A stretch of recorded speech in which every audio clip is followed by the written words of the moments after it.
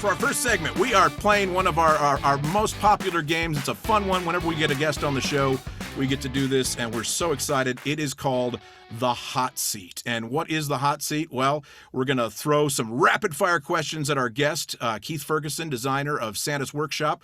He's going to answer those as best he can, and hopefully we won't grill him too much and sweat him out so he can stick around and play the rest of the show, because we're excited to have you as a regular contestant here today. So let's get this party started. So hot in here. Hot, hot, hot, hot. Hot, hot, hot, hot, hot, hot. I said it's getting hot in here. So hot. It's hot. Damn hot. Real hot. Feeling hot, hot, hot. All right. So hot right now.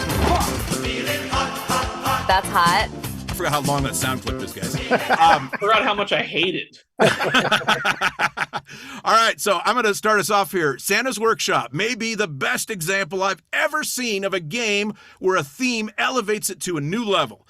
What inspired you to design this one, and why do you think there wasn't a serious hobby tabletop game with a Christmas theme previously?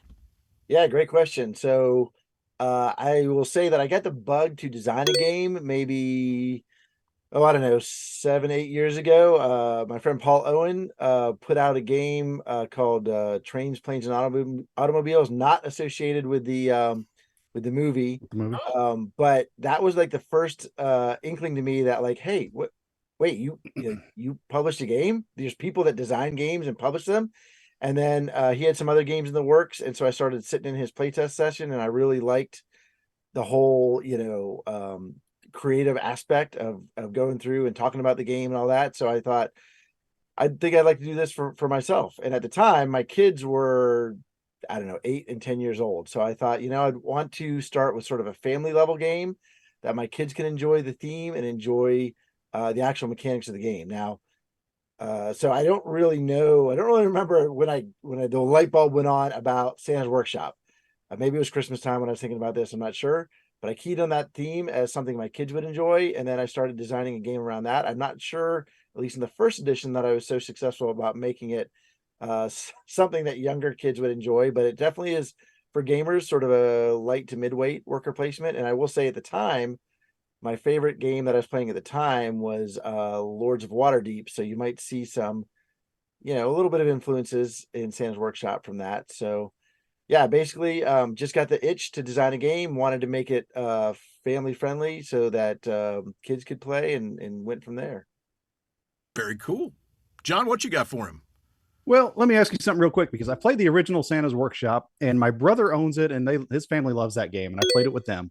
And the big source of consternation is always the race to get the hammers. Yes. And that causes many a night of him sleeping on the couch. Yes. So is that still a part of the game, or is that something that's changed in the new version? No, that was the number one thing that we went to fix. Oh, really? Okay. Yeah. That was the big issue that I heard the most about from the first edition. And for people that haven't played the game, and I'm sure we'll talk about this a little bit, but basically you're sending elves around, you're collecting materials to sort of recipe fulfillment, if you will, for different toys.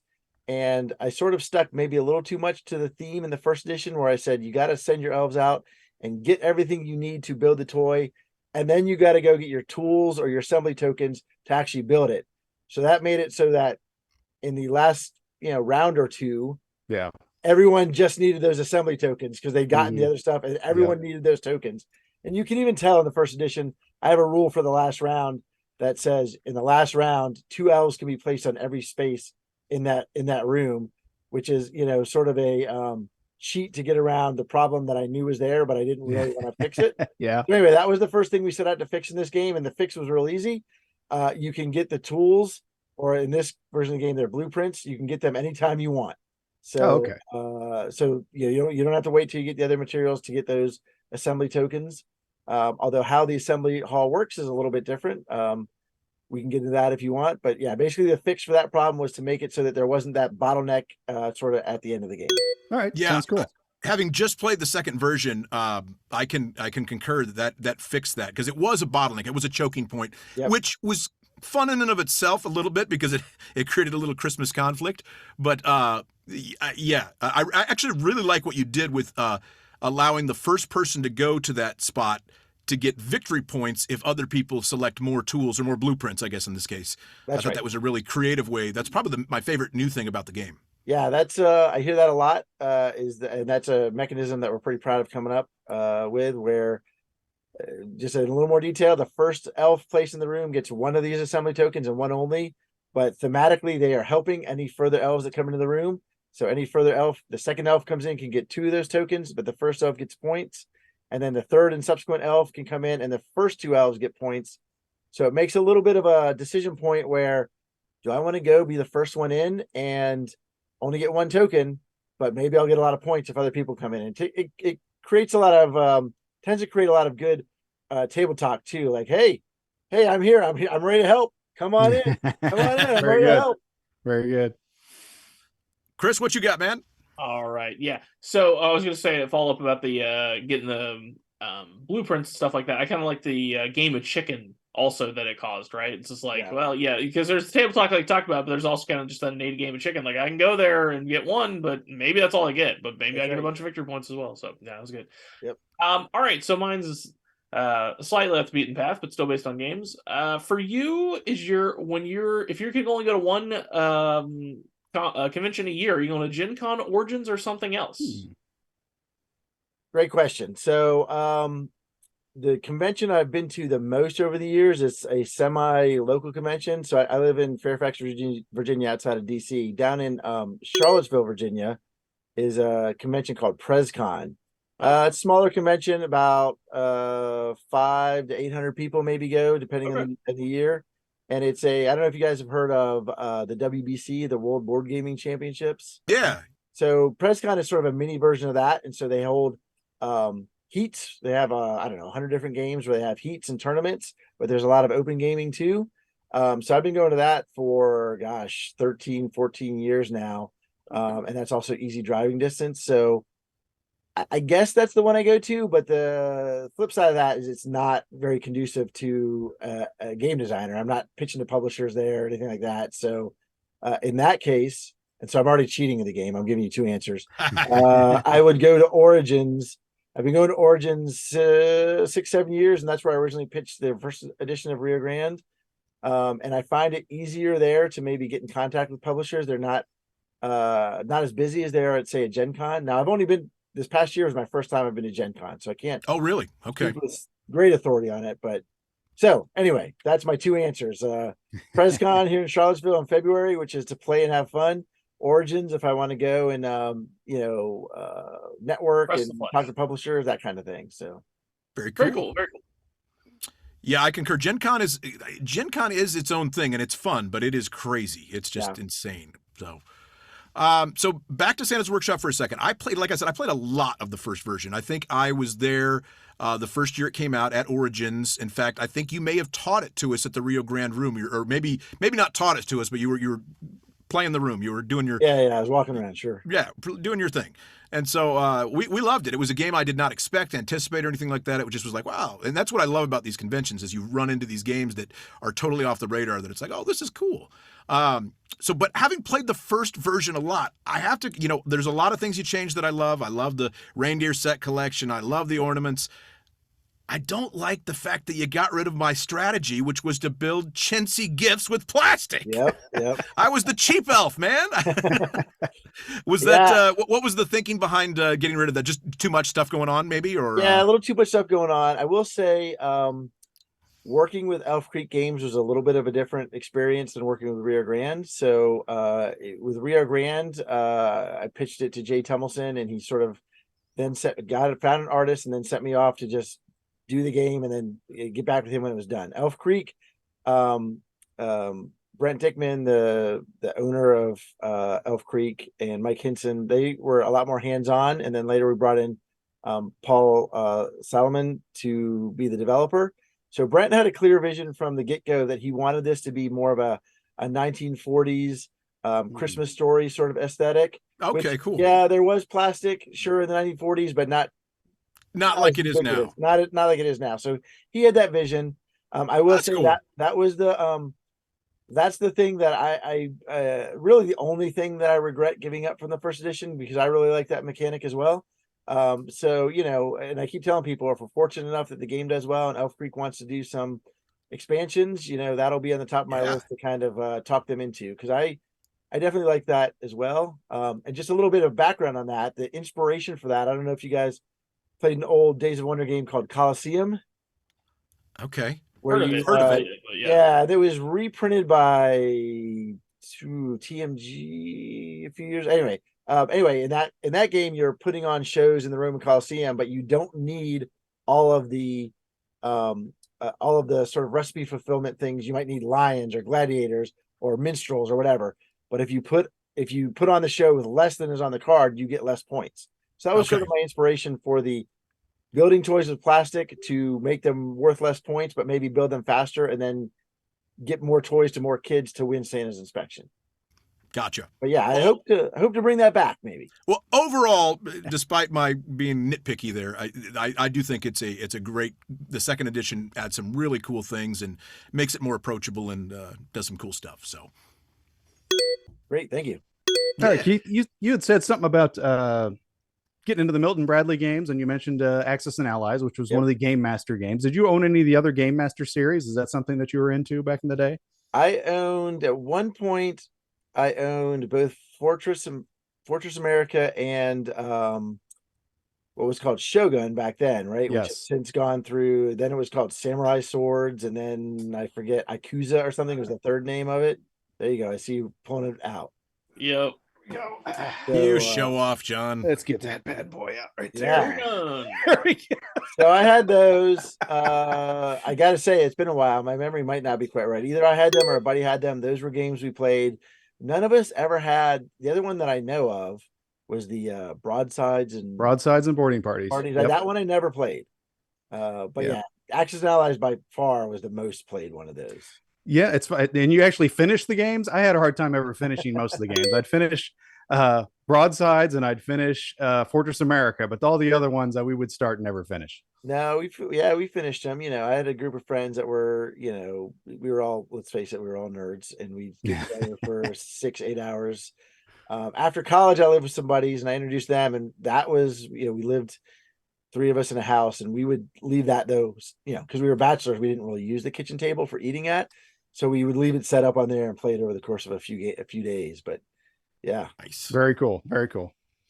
I like the just the idea to just never use the table for its intended purpose. That's yeah. If you're eating, you're sitting on front of the on the couch in front of the TV or something like that. We're not exactly using the table. Yeah, absolutely. Yeah, the kitchen table's meant for gaming. That's right. All right, so you actually answered without knowing it my second question. I was going to ask, what's the difference in working with one publisher to another with this reprint and stuff like that? So you kind of talked about that already. So that was really interesting to find out. Also, I was going to say I thought it was interesting that you thought one con over the other is easier to talk to different publishers and all that different stuff. That was the thing. So now my hard-hitting question, hard-hitting question. I see you're wearing are you a hockey fan, or are you just like their sweaters, or which are, for those who don't know, the jersey? So I got my North Pole Knicks hockey jersey on. Nice. From Geeky Jerseys. They're you haven't heard of them? They're a company that produces hockey sweaters for all sorts of geeky things. I have 2 Santa ones, and I have a House Stark Game of Thrones hockey jersey. So how cool. That's cool. I can't say I'm a huge. I'm not a huge hockey fan. I watch it. In fact, I'm going to a Caps game, Washington Capitals. Going to a Caps game next Wednesday. I'm a big college football guy, so I went to Virginia Tech, and it's Virginia Tech night at the Cap Center. Not the Cap Center. Ooh, I'm showing my age. The Cap Center was 30 years ago. Whenever the MCI Center, it might even be something new. Anyway, going to the Capitals game. They're doing Virginia Tech night, so we're gonna be the first hockey game I've been to in person in quite a while. But looking forward. Very cool. Not to lose any teeth. Yeah. Yes. Hopefully, it goes better for you than Andy's last game off. Yeah, exactly. Yes. Just stay off the ice, man. Yeah. I'll be probably up in the nosebleed section. There you go. So I got a question for you. You mentioned possible expansions, and I have actually thought about some expansions for Santa's Workshop that we'd like to do, like stuff with like naughty and nice people and sending them different things.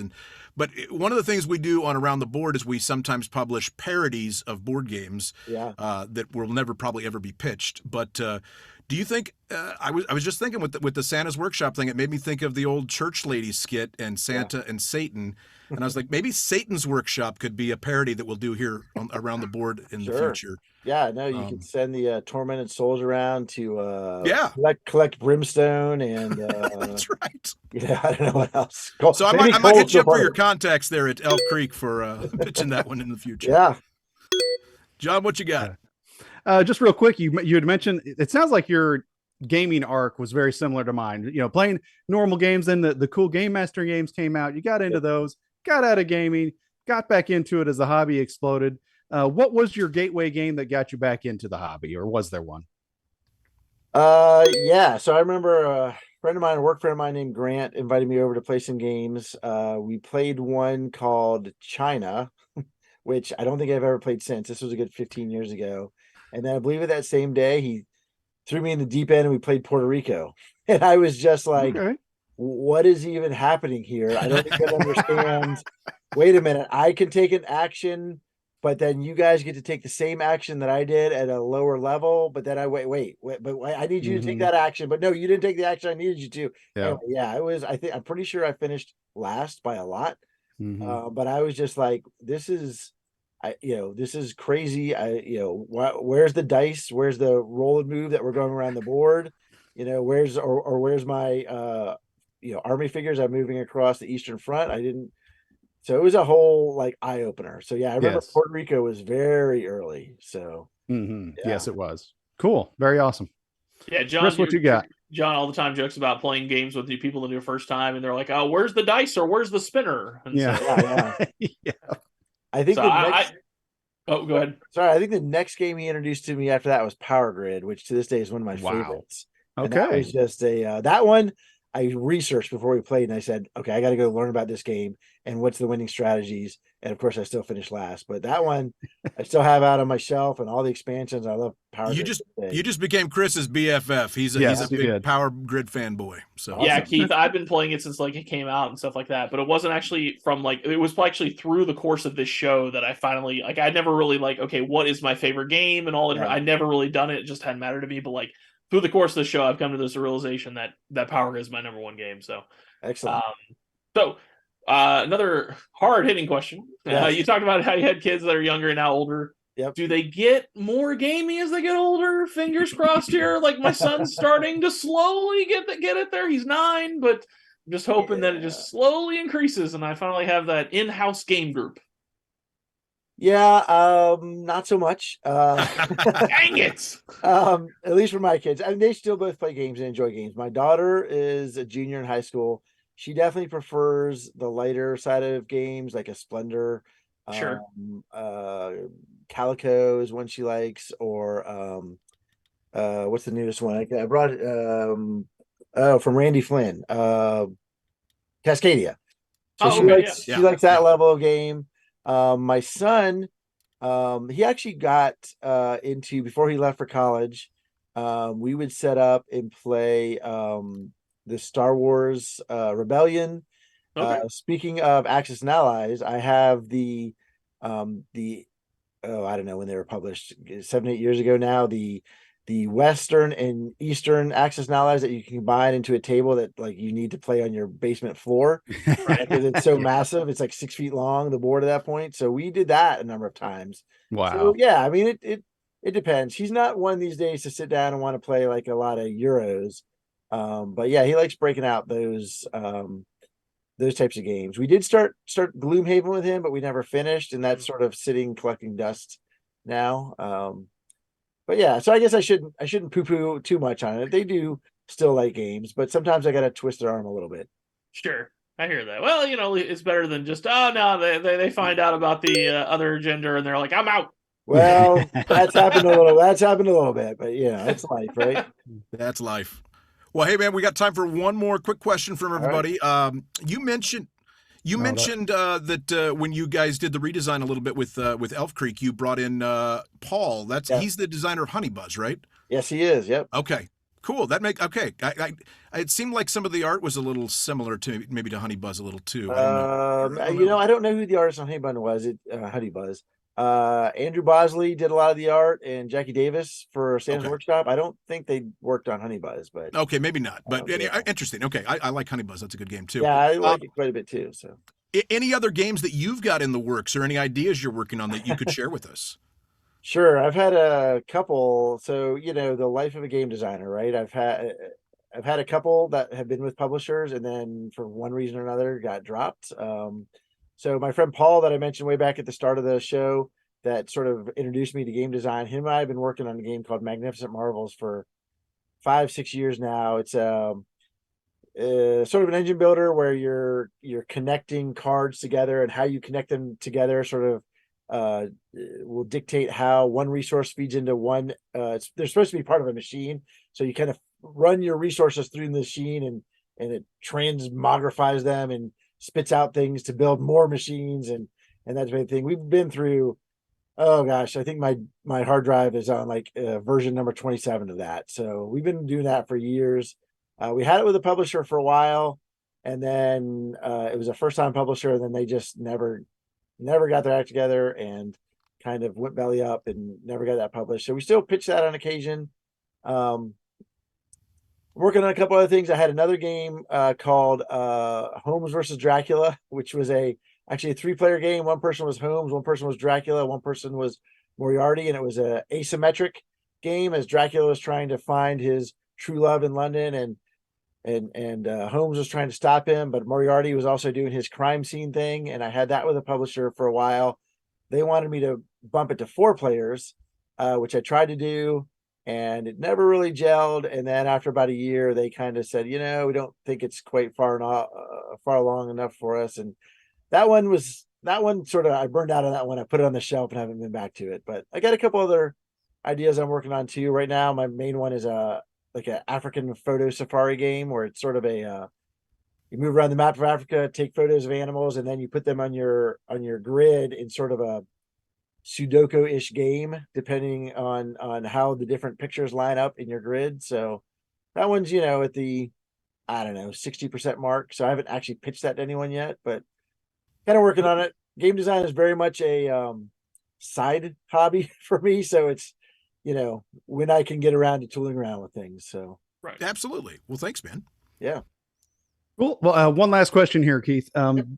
Just because of what you just said then, and something I was wondering about, as a game creator, do you have to be kind of careful and guarded with how you discuss your ideas, because somebody could just steal them, right? I mean, there's no hardline code of ethics in this, is there? I mean, so are you kind of details of games you kind of keep close to the vest, or no? Yeah, I mean, not so much for me. And I sort of trust the sort of industry experts that talk about that and say, that there's no real benefit to, certainly not trademarking or copywriting or anything like that. And so I think it's better to get your ideas out there and, get feedback from people and play test with people. And, I've heard of people making playtesters sign NDAs and that type of thing. And that just seems like way too much work. There was occasionally I will see an idea of mine pop up. I was working for a little bit on a game. I say working, but not much more than writing down ideas, called First in Flight. I have an aerospace engineering background, and I was interested in making a game about the Wright brothers and the race to be the first in flight. And lo and behold, I kind of sat on that for too long, and it came out just recently. Yeah. And who did the publishers? I'm blanking on the publisher.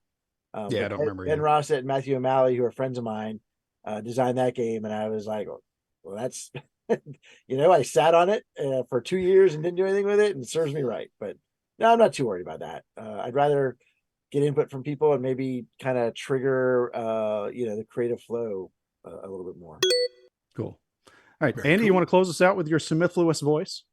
Yeah, by all means. And Chris, unless you have one more, you want to zing one in there or not? Yeah, actually, I was going to say. Oh, sorry. Oh, it's all good. I was going to say, I'm going to hold my final question for you to turn it into lots and lots of questions, because I'm personally working on a pirate game. So I'm going to use my last question as a lot of them in the future to you. I'm going to bounce ideas off to you. But I want to I don't know anything more about this game other than what you just said, but I don't know, something about a 3-player game only. Like recently we played Junta, which is a game that Randy likes from way back in the day, and like you can play it at other numbers, but it's basically a 7-player game. Yeah. I don't know. There's a whole lot of 2-player games, a whole lot of 4 and 5. There's a lot of games that are said 4 but best at 3, sure. But I don't know a whole lot of games that are just a 3-player game only. So I don't. Something about that just jumps off the page of me. I just say pick that up.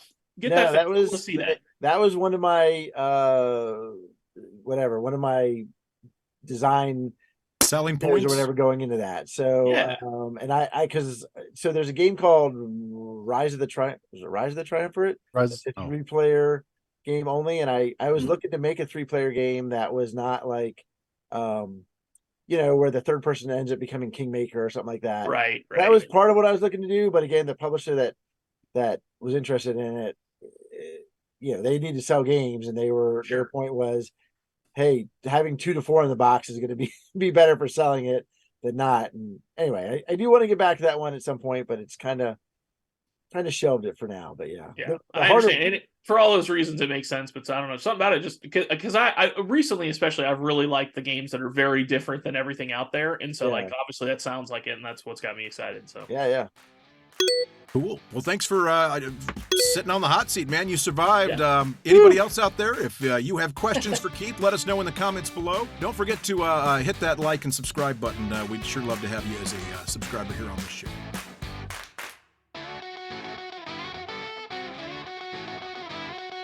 Hey, thanks for watching a clip from Around the Board. It's a show that comes out every other Thursday where we discuss board games and board game topics. We're awarded points, and at the end, whoever wins gets to be on their soapbox and say whatever they want. So if you want to watch the full episode, find the link in the description below. Thanks for watching.